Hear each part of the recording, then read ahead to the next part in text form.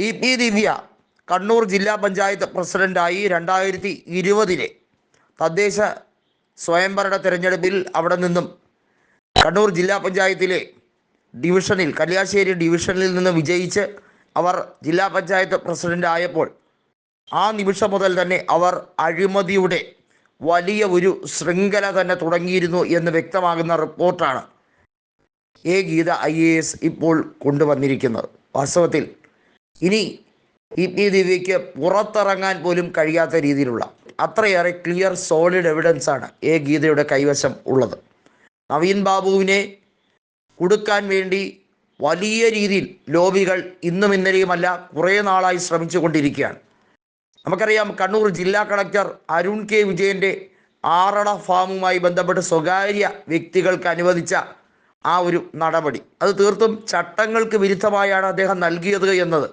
3500 acre farm അത് പാട്ടത്തിന് സ്വകാര്യ വ്യക്തികൾക്ക് നൽകുന്നതുമായി ബന്ധപ്പെട്ട കാര്യത്തിൽ വലിയ രീതിയിലുള്ള ക്രമക്കേടാണ് ഉണ്ടായത്. ഇത്തരത്തിലാണ് ഭൂമാഫിയകൾ പാട്ടത്തിനെടുത്ത് പിന്നീട് കൈവശം ആക്കുന്നത്, അഥവാ വ്യാജ പട്ടയം നിർമ്മിച്ച് അത് പിന്നീട് അവർ പാട്ടം കൈവശാവകാശമാക്കി മാറ്റിയെടുക്കുന്നത്. അതിനുവേണ്ടിയുള്ള വ്യാജ പട്ടയ നിർമ്മാണം ഉൾപ്പെടെയുള്ള കാര്യങ്ങൾ തകൃതിയായി നടക്കുന്നു എന്ന് നിരവധി പേരാണ് ഇതിനോടകം തന്നെ റിപ്പോർട്ട് നൽകിയിരിക്കുന്നത്. നിരവധിയായിട്ടുള്ള പരാതികൾ ഇതിനോടകം തന്നെ വന്നിട്ടുണ്ടെങ്കിൽ അതൊന്നും പരിഹരിക്കില്ല. കാരണം കണ്ണൂർ ലോബിയായി പ്രവർത്തിക്കുമ്പോൾ CPIMൻ്റെ മറവിൽ എന്ത് രീതിയിലും ഏതറ്റം വരെയും തെമ്മാടിത്തരം കാട്ടിക്കൂട്ടാം എന്നുള്ളതാണ് ശരിയായ കാര്യമെന്ന് ധരിച്ചു വച്ചിരിക്കുന്നവരാണ്.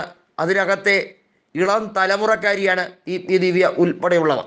തൻ്റെ സൗന്ദര്യം ഏതൊക്കെ രീതിയിൽ ദുരുപയോഗിക്കാം അതെല്ലാം ചെയ്ത് വഴിവിട്ട നീക്കങ്ങൾ നടത്തി ഉന്നത സ്ഥാനങ്ങളിൽ കയറിയിരുന്നു എന്ന് ബോധ്യപ്പെടുന്ന സാഹചര്യമാണ് ഇപ്പോൾ വന്നിരിക്കുന്നത്. ഇതെല്ലാം വ്യക്തമായി പൊളിച്ചെടുക്കുന്നത് ഗീത IAS ആണ്.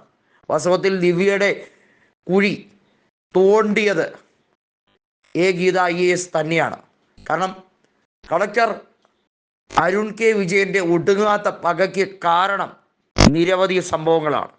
ഒന്ന്, നവീൻ ബാബുവിനെ സ്വാധീനിക്കാൻ എളുപ്പമല്ല. അദ്ദേഹം കറപ്റ്റഡ് അല്ല, ഒരു രീതിയിലും അദ്ദേഹം സ്വാധീന വലയത്തിൽ പെടില്ല. പിന്നെ എങ്ങനെയാണ് ചെങ്കൽ മാഫിയയും ഈ ഭൂമാഫിയയുമായും നവീൻ ബാബുവിന് ഉടക്കാതിരിക്കുന്നത്? അവരുമായി നിരന്തരം ഉടക്കിൻ്റെ ഭാഷയാണ് ഇദ്ദേഹം നടത്തിക്കൊണ്ടിരുന്നത്.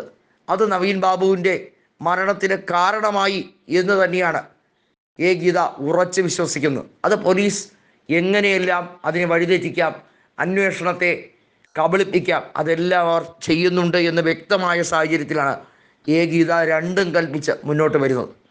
വാസ്തവത്തിൽ അഡ്വക്കേറ്റ് ജോൺ റാൽഫ് പറയുന്നത് ഗീതയെ കൃത്യമായി വിസ്തരിക്കണം എന്നുള്ളതാണ്.